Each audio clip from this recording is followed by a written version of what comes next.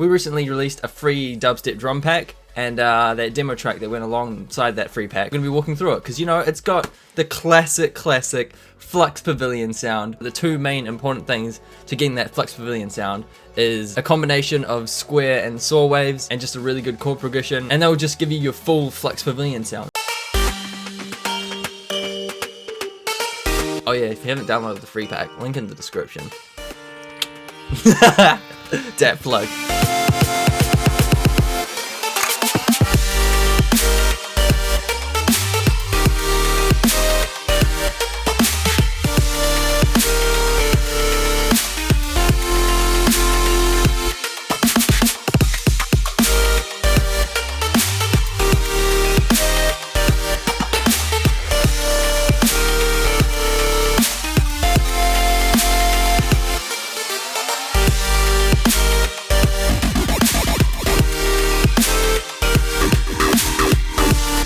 Alright. Whoa, that's enough.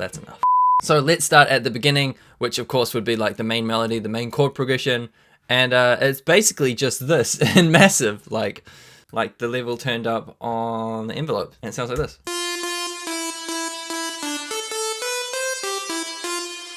Okay, actually, it doesn't sound like that straight out the bat. There's a lot of processing on it. Let's just mute the processing for the time being.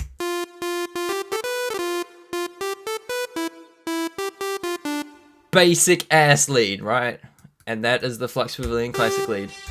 Alright, let's turn the processing back on. So once I had that basic lead, I went ahead and made some chords.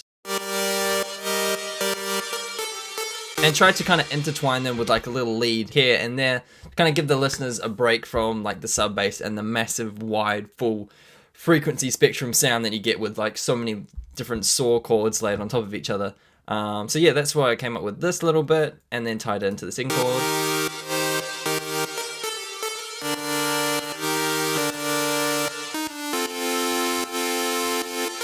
Standard little descending chord progression, G to D sharp to D and then to C. Once I had that kind of chord layer, I went ahead and basically duplicated that exactly, but replaced it with a serum and to kind of give it that.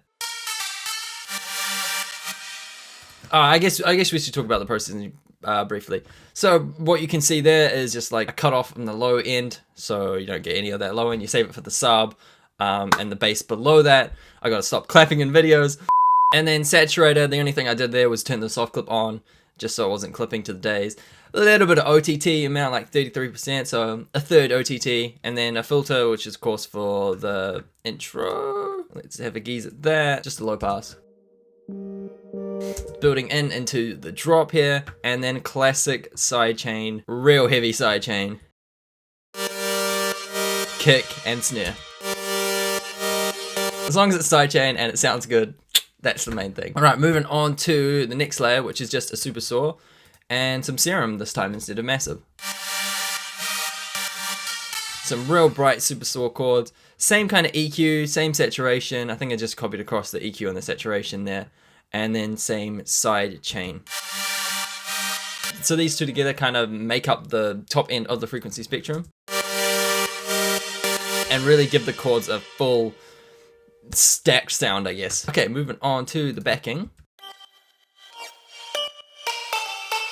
What I've just done here is use a plug from our upcoming secrets pack, link in the description if it's out yet. It's coming soon, by the way, coming soon. Man, so many filthy plugs. Just a lead over the top of that to help kind of add to that high end. Of course, stripped away the low end completely. And then sidechain that. Sidechain to the days. All you need to know. So that's honestly kind of what you're hearing when you hear the drop. Minus the bass and drums, of course. But that, honestly, the high end. Oh, actually, one more layer, I think. This makes up the high end as well. Okay, this is kind of essential. Alright, anyway. Okay, moving on to the next patch, which is another massive. And I'm pretty sure it's just the same massive, pitched down a little bit. Chopped away the low end, boosted like the 900, 1K-ish, just to fill it out a bit more. Sound towards a little micro shift to add some stereo width to it. if you're listening through headphones, you'll be like, oh, that's nice. It is nice. Big up this plugin. Use it all the time. And then, of course, sidechain and a little bit of ping pong delay, which just gets triggered in the intro because it's got a couple of empty spaces here and there. Kind of needs to fill in those empty spaces. So with the saw lead, it's basically just, I've taken the chord progression and then removed all the bottom notes, all the notes that kind of make it a chord, and just stripped away and essentially made it a lead. So just playing like the top notes. But what also makes it interesting, and what I picked up in this Flux video, is it's doing the bass notes as well. So it's basically doing just like the bass notes and the lead notes. It's not doing any of the chords in between, which is really interesting. I don't know, it works and it sounds cool, especially when you play it alongside the other stacked chords.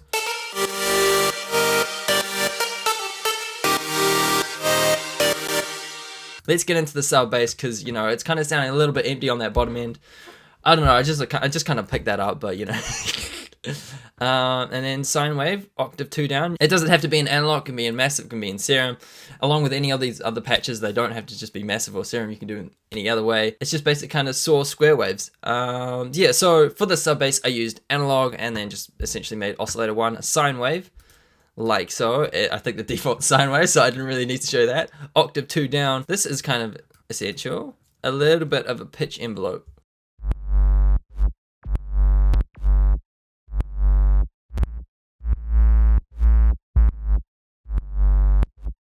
So instead of just playing like a solid note, it kind of pitches down to the solid note every time, giving a little bit more character and a little bit more woomph, you know? Woomph. I just made up a new word. Fuck yeah. Add it to the Antidote dictionary. Well done, Sam. And then, of course, the classic thing I do on every other sub bass is check an overdrive and make sure it's like on the lowest low end possible. So let's hear it before. Just a standard sine. Gives it a little bit more character, and of course the sidechain as well from the kick and from the snare. Hundy sidechain, especially on the kick, infinity to 1 and then a very low threshold. Okay, let's hear all these together.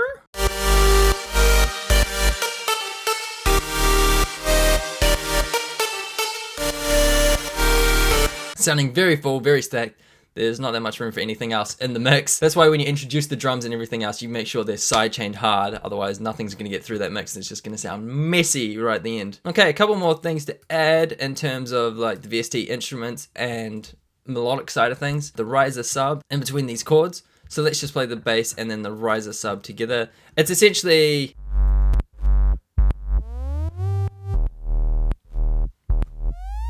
Oh yeah, Ableton 10 function. Too many clips at once.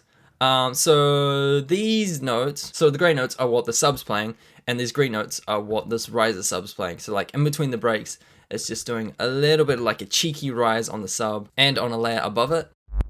Let's play it together. So essentially the pitch is rising up to that G note, and then it's got another layer on top of that, which is like a saw, which is doing just kind of like a variation of what oscillators 1's doing. Reverb, muted, don't know why. Oh, it didn't work, that's why. Overdrive again. Give it that extra character. And then, of course, my best friend sidechain. And then let's get into this last layer, which, of course, is the ARP. And I basically just copied over the MIDI from the main chords, chopped it over here, did the same kind of EQ pattern, stripped the low end, and then, so I was only playing the high end, and introduced an arpeggiator. And then best friend sidechain again. This fucking video title should be called Sidechain. So that honestly makes up the main melodic side of things.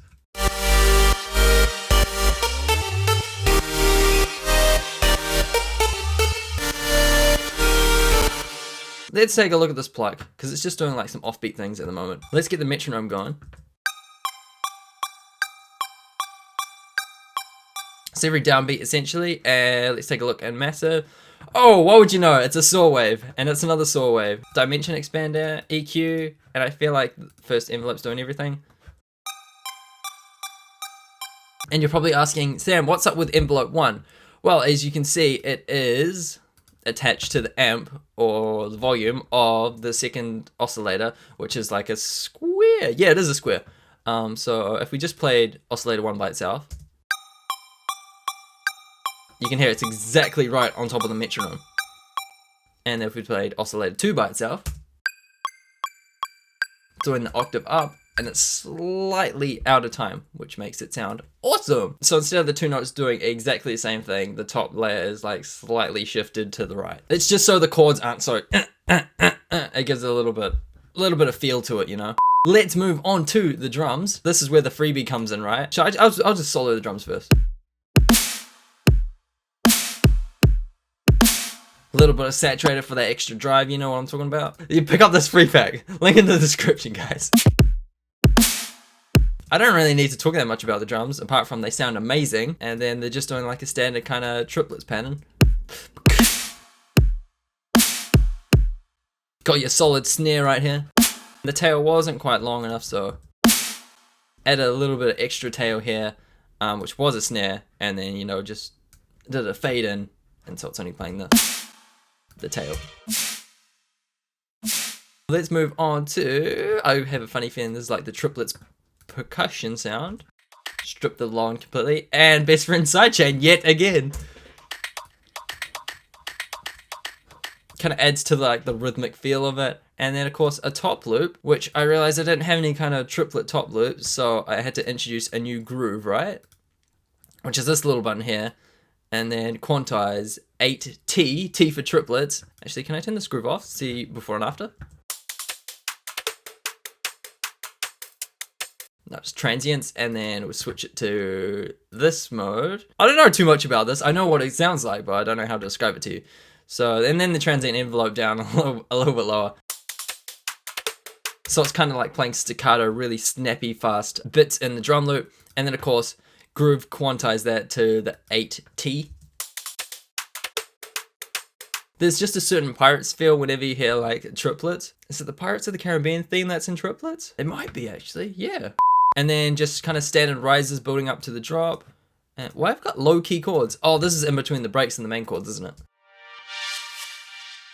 Just like, honestly, standard saw waves stacked with a bit of unison here and there. And then filter, bring in the attack to 15 seconds, and then create some automation for it so it kind of like builds up. This chord, and then switching to this chord straight away. I kind of want it to build up to the next chord.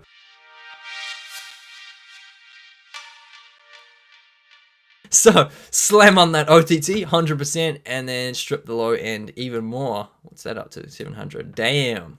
And then best friend sidechain. gotta give it up for sidechain. Oh my god. Every single fucking sound. I told you. You get that main chords, and then you get the fat drums, and you like mesh them together with sidechain. Sidechain brings families together. And then the next two kind of samples after this just helps with those low key chords right here. And rises like up. And then standard crashes on the downbeat.